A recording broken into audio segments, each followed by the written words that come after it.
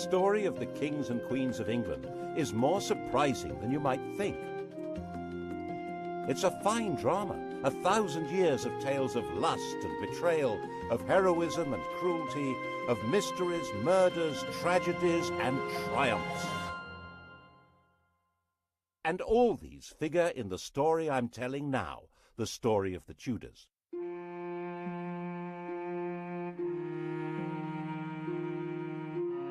Above all, though, the story of this great dynasty of rulers is a tale of passionate love affairs and what happens when love and high politics collide.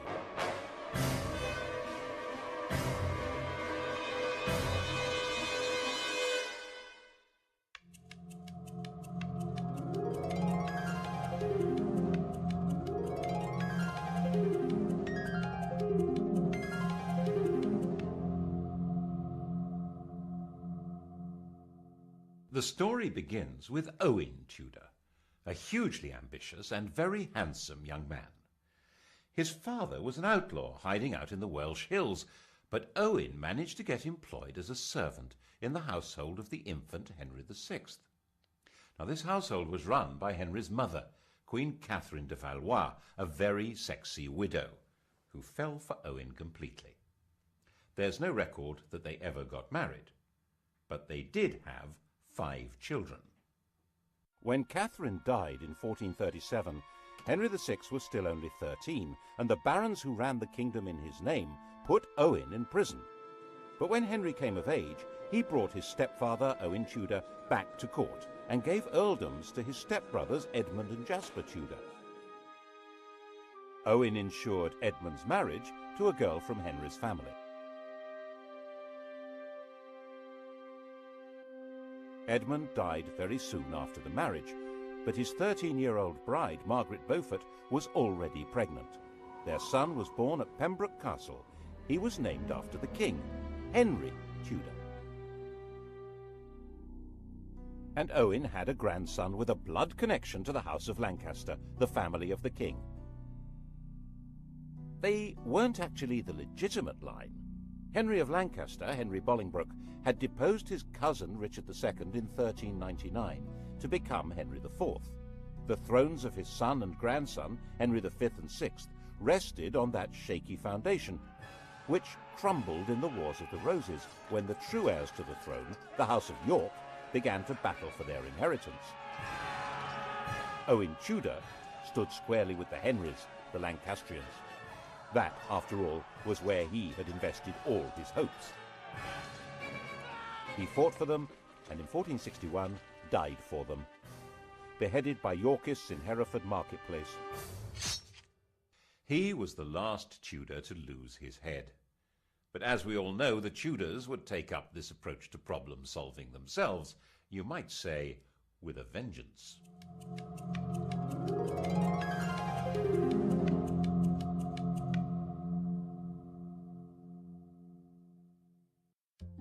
Edward of York seized the throne, Edward IV, and Owen's 4-year-old grandson, Henry Tudor, began what would be decades of living on the run or as a refugee. But 3 years later, King Edward did something that would eventually give Henry Tudor everything Owen had wished for. He fell in love, and that began a chain of events which altered all England's history. When Edward was about 20, he was waylaid by an attractive widow of about 25 who was trying to recover her late husband's property. Edward, 6'3" tall and really very good-looking, wanted to help, and he became besotted. It seems she persuaded him to secretly enter into a contract to marry her. Her name was Eleanor Butler. About a year later, in 1464, another attractive widow, 26 years old, pulled the same stunt, and Edward did it again. Unbelievable! This time the lady was called Elizabeth Woodville, and this time it wasn't just a contract to marry, it was a full marriage to a commoner. When Elizabeth Woodville was crowned in Westminster Abbey, the whole of Europe was scandalized. Marriage was all about alliances of power and property. Marrying a penniless woman for love was simply disgusting. The negotiators trying to arrange a proper royal marriage were humiliated.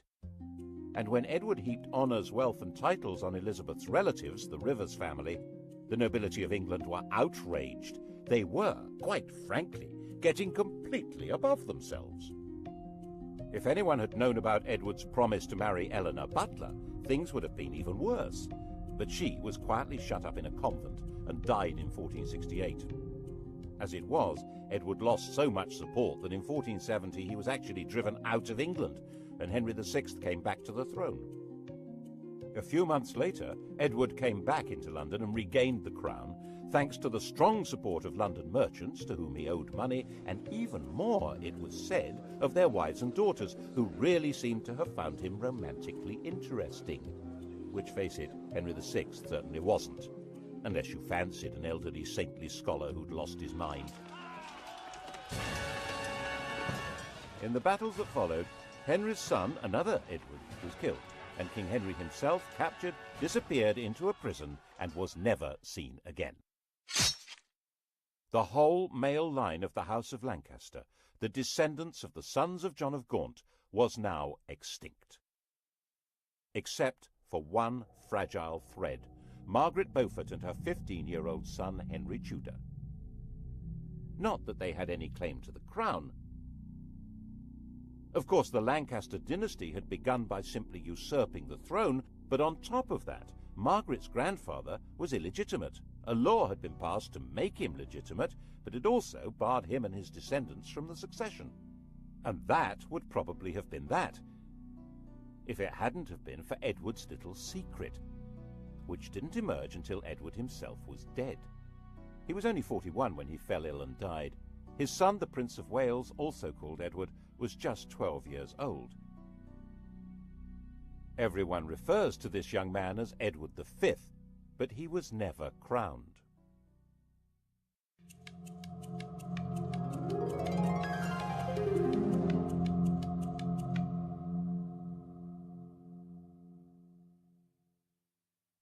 The dead king's will was clear. Prince Edward would be his successor, of course, but he would be in the care of a guardian and protector of the kingdom. That person was Edward IV's brother, Richard, Duke of Gloucester. We all know him as the most evil king in English history, the warped and twisted Richard III. Richard had been in effect King Edward's vice-regent in the north, based in the city of York, and no one at that time said anything bad about him at all. But the Queen thought there was someone even better to run her son's kingdom. Her. King Edward IV had died at Westminster. Elizabeth immediately sent her brother and other members of her household rushing up to Ludlow, where Prince Edward was staying. The idea was to hustle him to London and install him before Richard even knew what was going on. Then she and her family, the Rivers, would have control of everything. Richard, of course, did find out what was going on and said he would meet up with the party as they brought the prince through Northampton. Okay? Okay. Except that when he got to Northampton, he found that the Rivers didn't have the prince with them. Alarmed, Richard took them prisoner and found their baggage stuffed with arms and armour. There was plainly an attempt being made at a coup. Richard nipped it in the bud. He found they'd secreted the prince in Stony Stratford, Elizabeth's family home. This was before blue plaques had been invented. Richard escorted the prince to London and installed him in the Tower of London while he set about organising the coronation. And then came the bombshell. The dead king's contract to marry Eleanor Butler had been made in front of a priest, who now decided it was time to speak. Oops! If Edward really had been betrothed to Eleanor, the prince couldn't be king because he was illegitimate. Was this true? This man, Robert Stillington, was no ordinary priest. Edward had promoted him and trusted him, making him a bishop and keeper of the Privy Seal and then Chancellor of England. But then Stillington became awfully friendly with King Edward's ambitious brother, the Duke of Clarence, and Clarence could not be trusted an inch. if Edward's children were illegitimate, Clarence would be next in line to the throne. Edward quickly had his brother sentenced to death and executed in private with no chance to make a public statement. Instead, the world was told Clarence had drowned in a butt of malmsey, a barrel of sweet wine. Such a sad accident. And Stillington spent a year locked in the Tower. After his release, perhaps nervous of the power of strong drink, he kept his mouth shut until Edward was dead. But now he spoke, and Parliament believed him. With Edward's children illegitimate and Clarence's disinherited when he was executed, Richard was left as the proper successor. He reluctantly accepted. Well, he accepted.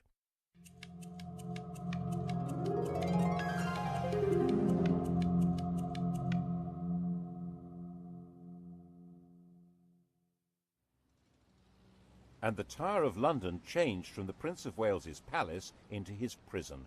He shared it with his brother. Neither was ever seen again. Did Richard have them killed? No one knows, but later the evidence was going to be shaped as far as possible to make him guilty.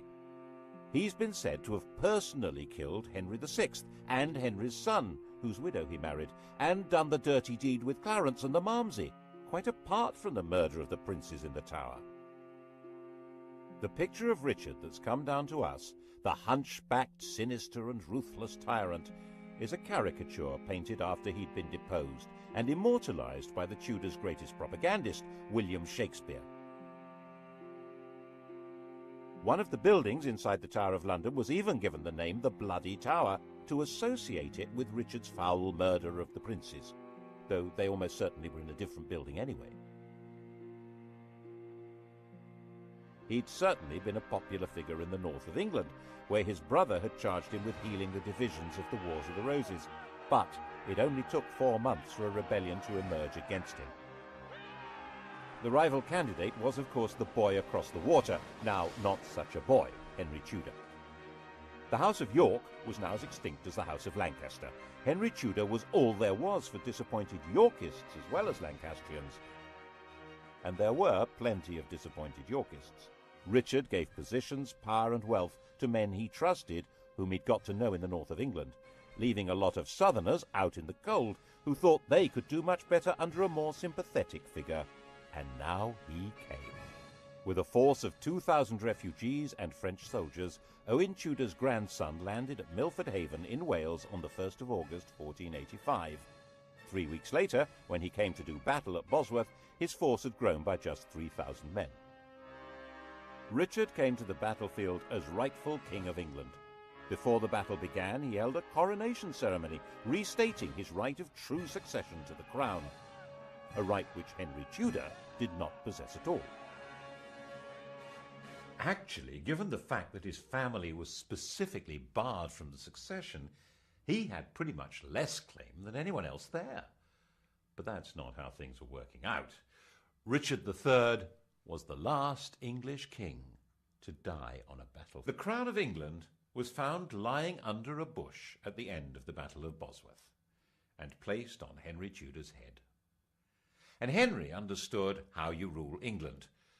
Not by winning over great nobles, they'd pretty well all been wiped out, but by winning over public opinion. The pen is mightier than the sword, especially when it tells the story of what happened.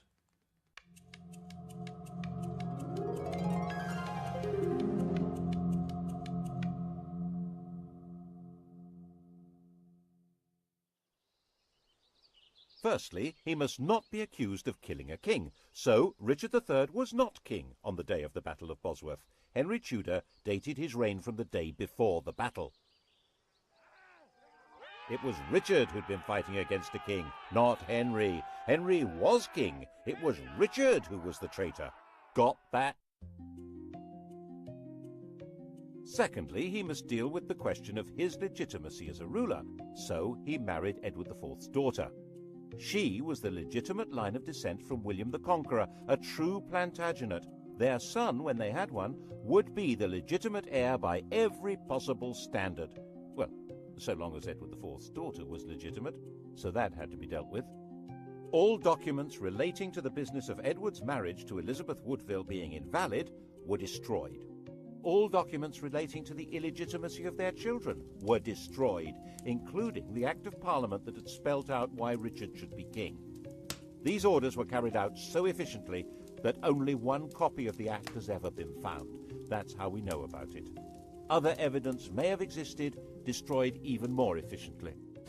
And if the children were not illegitimate, then of course Prince Edward had been the true King of England, and Richard was a regicide. What a villain! Assuming, of course, that Richard had been responsible for the boy's death. Well, he couldn't be alive, because if he were, he, and not Henry Tudor, would be the rightful king. There are some nasty people who suspect that if the princes in the Tower were still alive before the Battle of Bosworth, Henry would have disappeared them. Richard III became the Saddam Hussein of Tudor propaganda. Never mind the legitimacy of the war to destroy him, it did the world a favour. Of course, the consolidation of power was not only a matter of creating favourable propaganda, it also involved getting rid of a few people. Clarence, for example, the Malmsey drowner, had a young son, the Earl of Warwick, a nephew of both Edward IV and Richard III. He had been barred from the succession, but so had the man now on the throne, so there was no security in that. He went straight into prison in the Tower of London. But then a priest in Ireland suddenly produced a 10-year-old boy who he said was the rescued Earl. The boy looked right, spoke right, had all the right manners. He was solemnly crowned in Dublin Cathedral as Edward VI, and a force of Irish supporters backed by Flemish troops then landed in the north of England. They were supported by the Earl of Lincoln, John de la Pole, who was also a nephew of Edward IV and Richard III. He was their sister's son. In fact, Richard III, who had no children, had designated John as heir to the throne. John knew perfectly well that the child was an impostor, called Lambert Simnel, who had been carefully trained for the project. The rebels had obviously assumed that Henry had killed the Earl of Warwick, so wouldn't be able to prove that Simnel was an impostor. They were wrong. The prisoner, still alive, was put on public display, and the rebels were crushed. But never missing a trick, Henry forgave the child and gave him a job in the royal kitchen. He grew up to be a royal falconer. Another impostor appeared in 1492, this time claiming to be the younger of the princes in the Tower, Richard, Duke of York. His real name was Perkin Warbeck, and he stayed on the continent collecting support from anyone who fell out with Henry. Henry had persuaded Parliament to set up a special court to try members of the nobility who were a threat to the crown. A number of Warbeck's supporters suddenly found themselves arrested, tried for treason, and facing execution. This court was to become the notorious Court of the Star Chamber. Perkin was a constant irritant, first trying to invade from Ireland, then teaming up with the King of Scotland, and finally in 1497 he raised a rebellion in Cornwall, which Henry crushed, and promising leniency persuaded Perkin to surrender. Perkin was imprisoned in the Tower, which of course already housed Clarence's son, the Earl of Warwick. And of course it wasn't long before evidence appeared that the pair of them were plotting a joint escape, and that was the end of both of them. There was one other person with a claim to the throne, Henry Tudor's mother, Margaret. In fact, whatever claim he had, she must have a better one, but no woman had ever ruled England in her own right. And Henry needed a son to inherit the throne. His eldest was named Arthur. This child of the blood royal was to be linked not just to the Plantagenets, but to patriotic English legends. But Arthur died in 1502, leaving his younger brother Henry as the Tudor heir. And in 1509, when the 52-year-old king died, Henry VIII succeeded to the throne.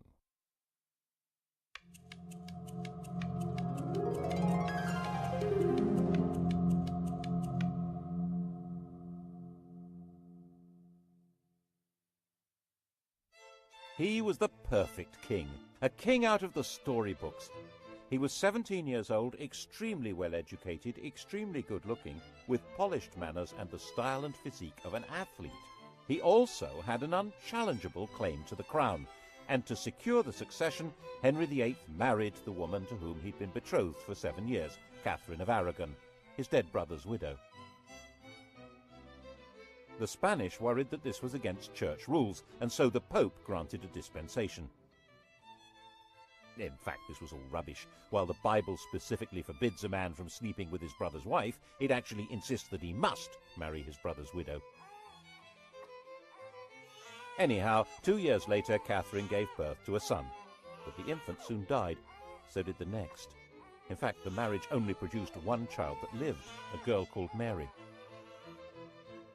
Henry was effectively all-powerful. There were no great barons anymore in England, and his father had left a well-stocked treasury. Parliament consisted to a large extent of men who depended one way or another on royal favour, and the countryside was controlled by justices of the peace who served the government. You can see the change in the very nature of power from the home of Henry's Chancellor. 50 years earlier, Edward IV's Chancellor had been a Neville, the son of the Earl of Salisbury. In those days, an Englishman's home had been his castle. Middleton Castle, actually. It was his father's home, and that great lord had also been Chancellor. Independently powerful men, based in a mighty fortified palace. But under the Tudors, the great power of the Nevilles had been broken. Middleton Castle was in the hands of the king. When Henry VIII's Chancellor Wolsey built himself a home, it certainly wasn't a castle. It was this magnificent palace, Hampton Court. Glass windows instead of arrow slits and chimneys instead of crenellations. No one needed a fortified house under the protection of a great king. And it was all at Henry's pleasure. If Wolsey didn't deliver what the king wanted, he was entirely dispensable. And that, of course, is what happened.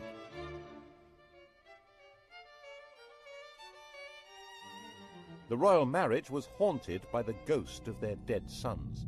By the end of the 1520s, Catherine was in her late 40s, had stopped getting pregnant, and there was still no male heir, just a daughter, and England had never been ruled by a woman. Henry, determined to have a male heir, must get rid of his wife. Then he would be free to take a younger bride and make a baby boy. The bride in question, Anne Boleyn, was already well installed in Henry's life. Henry, who'd already enjoyed her sister as his mistress, had wooed Anne with enthusiasm. He married her in 1533. Her coronation didn't seem to impress Londoners. Their entwined initials on the banners produced shouts of, "Ha ha!" She was visibly pregnant and gave birth to a child. Drat! Another girl. She was named Elizabeth, and little Mary was declared illegitimate. The legality of this marriage must be sorted out before her next baby. That was Wolsey's job. He had to persuade the Pope that his predecessor should never have allowed the marriage to Catherine.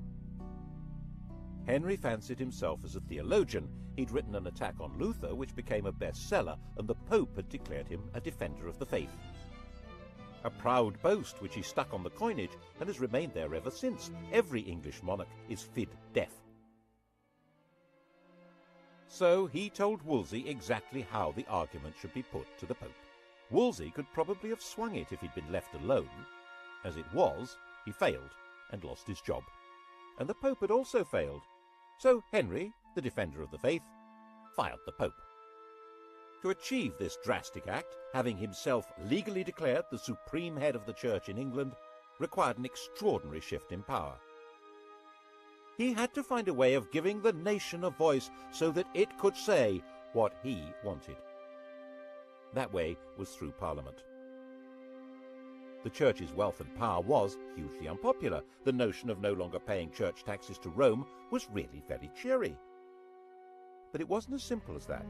Some people believed that the Pope really did represent divine authority. And for many others, there was a fear that the Pope might excommunicate their customers on the continent if they continued trading with them. With the effective help of a new chief minister, Thomas Cromwell, and a new Archbishop of Canterbury, Thomas Cranmer, Parliament passed the necessary acts. By the end of 1534, the King of England had become, legally, the total overall, supreme ruler of the whole shebang. Once Henry VIII had become head of the church in England, he was a new kind of king. One immediate consequence of the new order was that he had control of the fabulous wealth of the English church. It wasn't just the Pope who got the sack. He closed down all the monasteries and nunneries. There weren't all that many people in them, less than 10,000 over the whole country, but there may have been 10 times that number dependent on them. And in areas such as Lincolnshire and Northumberland, there was armed rebellion. One of the rebel leaders was John Neville from that great old family of barons, but the Nevilles were no threat to the modern crown. The rebellions were crushed. And monastic lands were sold off cheap to bolster the treasury, make Henry more popular, and allow successful businessmen to turn themselves into grateful country gentry who would loyally support the crown. The old struggle for power between the papacy and the monarchy had now been decisively settled. Becket, the 12th century archbishop whose defence of church power had led to his martyrdom, had been the most popular saint in England. Henry ordered Becket to be declared no saint, to be tried and convicted of treason, and for his bones to be burned and the dust scattered in the air. Who's in charge now, eh? What's more, in 1536 Catherine of Aragon died, meaning that the problem of the ex-queen had gone away. He and Anne Boleyn dressed in bright yellow to celebrate. But 4 months later, he was told that Anne had committed adultery. Henry was surrounded by courtiers jockeying for influence, forming alliances, factions, to do down those who might damage them, and Anne became a victim of an organized campaign by those who felt endangered by her faction. Whether it was true or not, no one knows, because Henry's fury was so total that her trial and those of her supposed lovers was a travesty. She might indeed get pregnant with a boy, but then its parentage would be in doubt, and she might not. She'd miscarried at least twice since Elizabeth's birth. Without a legitimate son, it had all been for nothing. Anne was imprisoned in the royal lodgings in the Tower of London. Henry had extended them before their coronation, and now she was occupying them for the first time. Not as his wife, but as his prisoner. After 18 days she was beheaded, and Henry married Jane Seymour.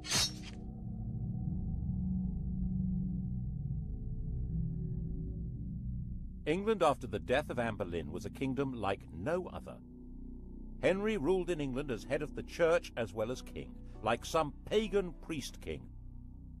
He was the judge of heresy as well as crime. He held the keys to heaven as well as to earthly promotion. That chap in the Vatican was now just referred to as the Bishop of Rome. To even think the wrong thoughts in this kingdom could be treason. That was how the new Chancellor, Thomas More, found himself imprisoned in the bell tower of the Tower of London.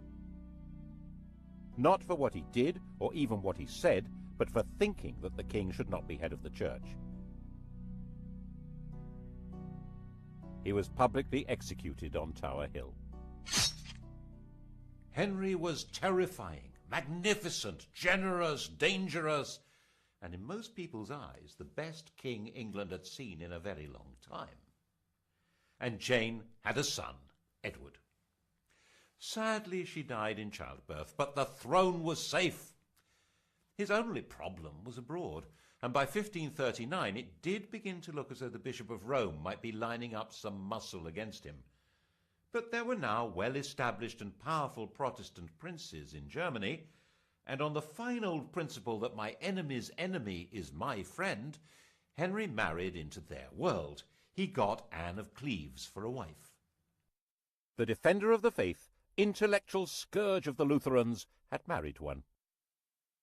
Actually, neither of them was much interested in theology, or in each other. Henry, now fat, with an ulcerating leg and a vicious temper, thought his 23-year-old wife was plain smelly and lacking in all the graces. He called her a Flanders mare, and they both quickly agreed the marriage was a terrible mistake. Fortunately, it was soon discovered that she had a pre-contract of marriage with someone else, and so there never had been a valid marriage to Henry. The only casualty was Thomas Cromwell, who'd set the whole thing up, and who now went to the block. Well, him and one of Anne's ladies-in-waiting, Catherine Howard.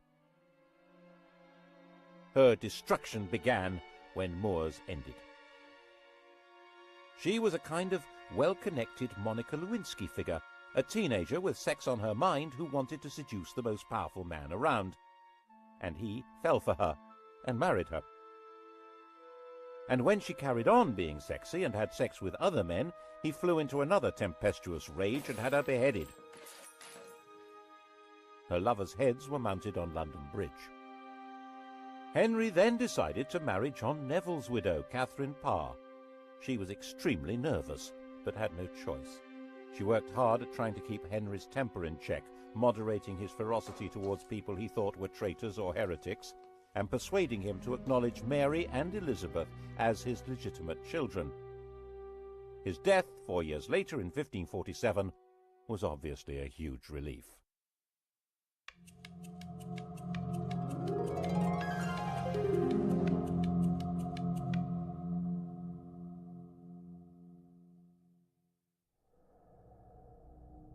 Henry had succeeded in leaving a son, but only just. Jane's son, Edward VI, 9 years old, was a sickly child. He was educated as a Renaissance prince, a humanist, and as a Protestant, far more so than his father.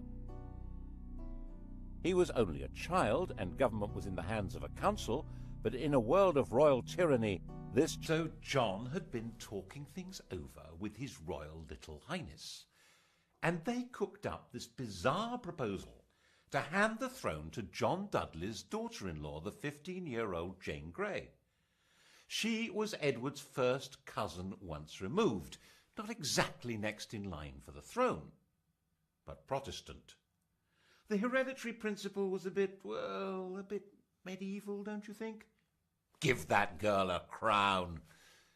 Jane knew absolutely nothing about what was being planned for her, and when she found out that she was to be queen, she fainted in shock. England had been swindled, and knew it.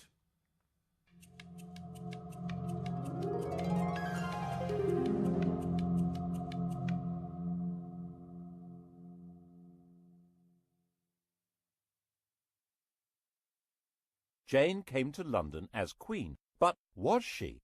Everyone's eyes turned to Mary. Throughout all that had happened since Henry had disowned her, Mary had very publicly maintained her Catholic faith and the public celebration of the Mass.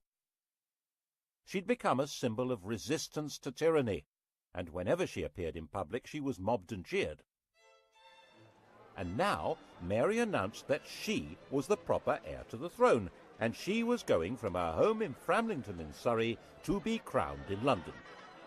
The journey was a procession through villages and towns filled with cheering crowds. She entered London to the greatest street party the city had ever seen. The dancing, drinking, and bell-ringing went on all night. After just 9 days as the first woman to rule England, Jane was placed under arrest by her own father, who was supposed to be her chief defender. She was imprisoned, and Mary felt obliged in the end to have Jane executed. It didn't help that her father joined a rebellion against Mary. But by then, 6 months after her triumph, many people were ready to rebel against Mary. The defiant woman who'd stood against tyranny was now on the tyrant's throne. The English didn't actually like the papacy, but Mary did. The English didn't like Spain, but Mary did. She married its king, Philip II. And the English didn't like being forced to subscribe to religious beliefs on pain of death. Mary had 277 people burned alive because of their religious opinions. Bloody Mary. Unable to have children, a bitter invalid, England's second queen died in 1558, 42 years old, the most detested ruler in all England's history. There were celebrations almost as fervent as had greeted her arrival 5 years before.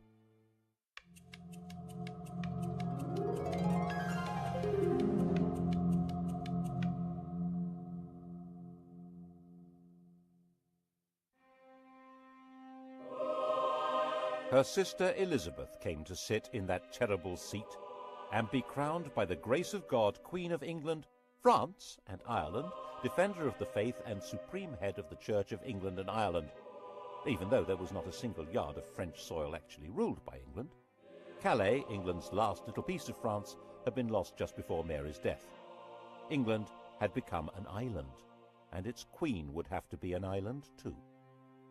She couldn't marry because that would create a king who would be either a foreigner like Philip or an opportunist courtier who'd come trailing faction and enemies in his wake.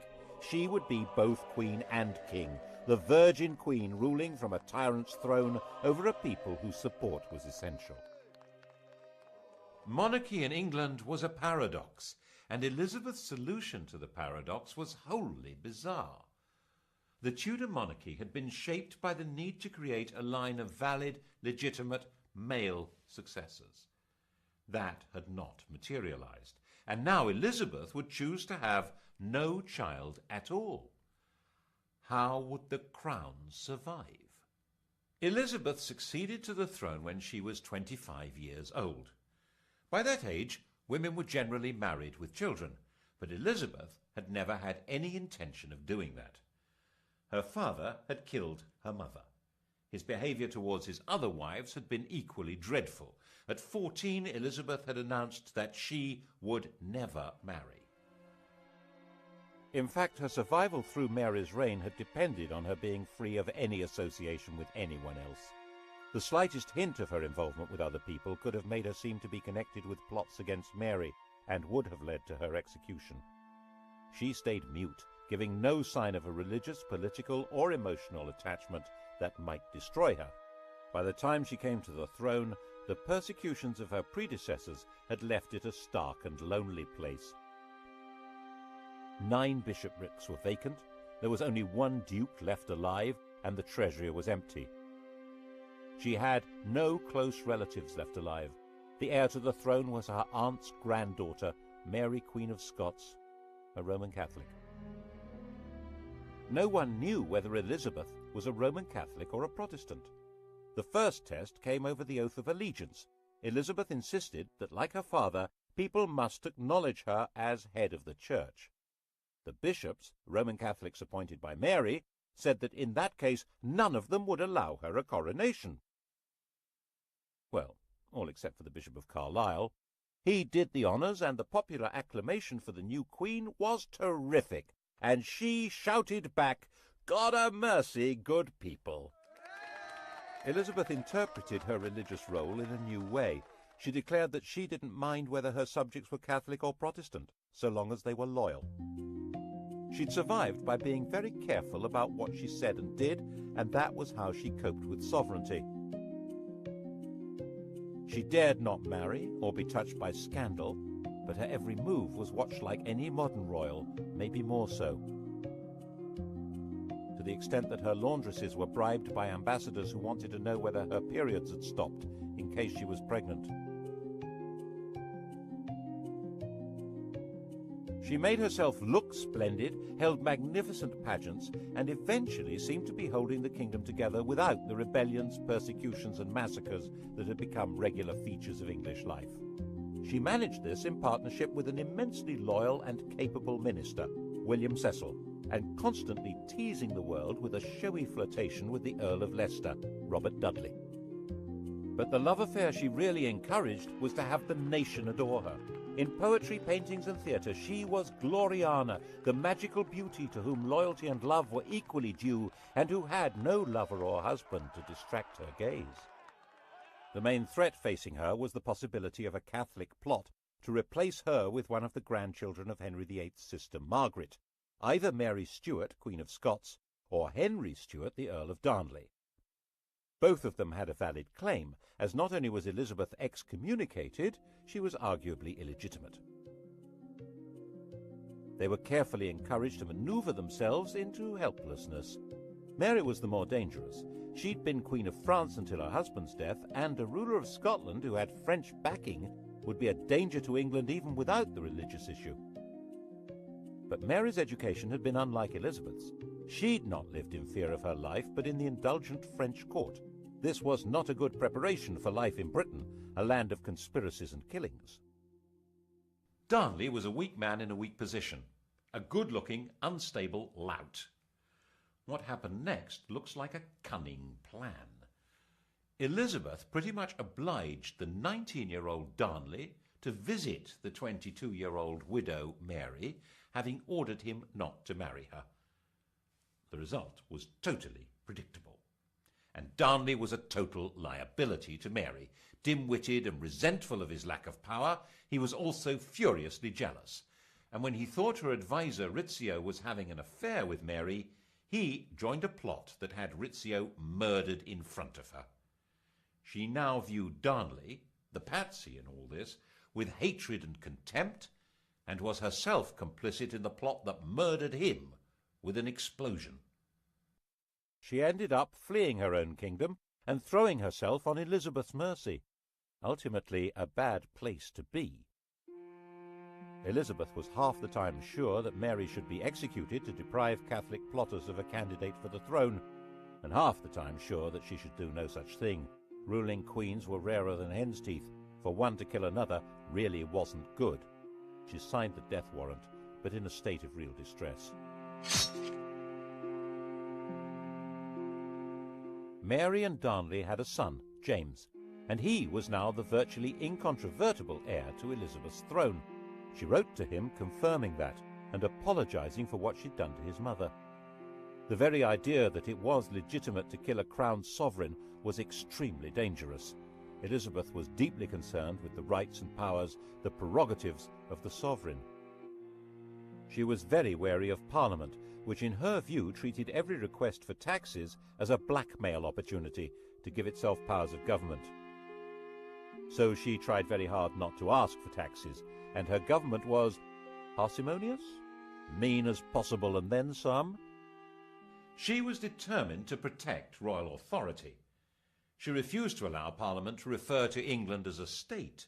She said it sounded too much like something to do with the States General, the parliamentary body that ruled the Dutch Republic. That republic, born out of a rebellion against the King of Spain, was in Elizabeth's eyes an unfortunate novelty. It was her ally in her struggle to keep England out of Spain's clutches, but she was nervous that its political ideas might be catching. England was a kingdom. It happened to be ruled by a queen, but as she famously said, one who had the heart and stomach of a king. Of course, Elizabeth's greatest moment was when she managed to see off the Spanish Armada, when Philip II, by far the most powerful ruler in the world, assembled a vast fleet to collect an invasion army from the Low Countries and bring England back into the Roman Catholic Church. The English fleet, genuinely patriotic, genuinely daring, skillfully harried the Armada to prevent it finding a safe anchorage where it could make contact with the landing force.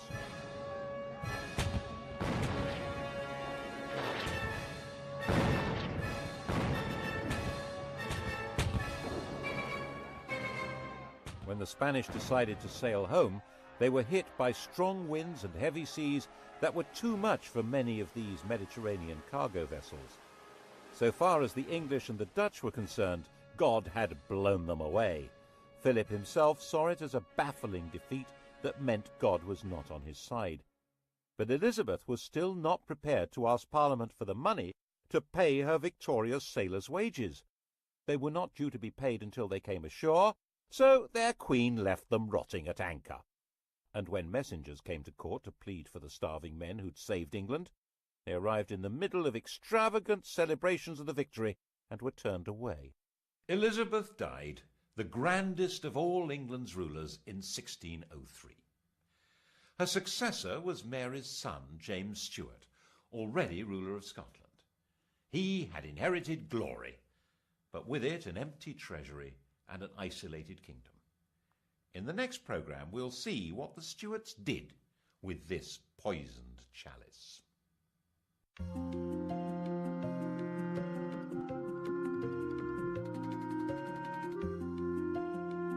On to the Stuarts tonight at 10, and to test your knowledge of Henry VIII and his 6 wives, Sky Digital viewers press red.